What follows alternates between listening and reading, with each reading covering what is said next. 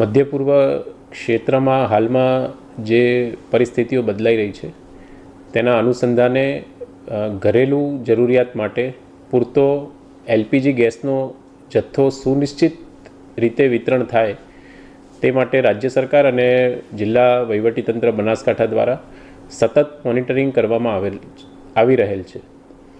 સમસ્ત બૃહદ બનાસકાંઠા જિલ્લામાં 37 જેટલી ગેસની એજન્સીઓ આવેલી છે અને આ તમામ જે ગેસ એજન્સીઓ છે એ મુખ્યત્વે 3 ગેસની કંપનીઓ મારફત પુરવઠો પૂરો પાડવામાં આવે છે. આજરોજ તમામ જિલ્લાની ગેસ એજન્સીઓ, 3 મુખ્ય ગેસ પુરવઠા એજન્સીઓ, જિલ્લાના તમામ પુરવઠા મામલતદાર શ્રીઓ સાથે મિટિંગ રાખવામાં આવી હતી અને જે એલપીજી ઘરેલું જરૂરિયાત માટે વિતરણ વ્યવસ્થા છે તેનું જે મોનિટરિંગ છે એ પણ કરવામાં આવેલું હતું.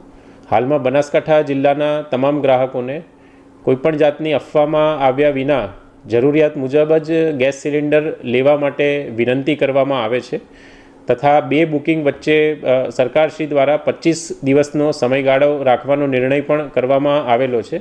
મુખ્યત્વે બિનજરૂરી રીતે એલપીજીનો સંગ્રહ ન થાય તે માટે આ નિર્ણય લેવામાં આવેલો છે.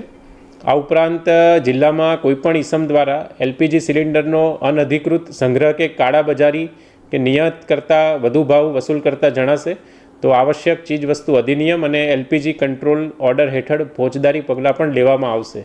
તમામ બનાસકાંઠા જિલ્લાના ગ્રાહકોને આ સમયગાળા દરમિયાન ખૂબ જ ધીરજ રાખવા અને અનાવશ્યક તણાવ ઊભો ન કરવા માટે વિનંતી કરવામાં આવે છે.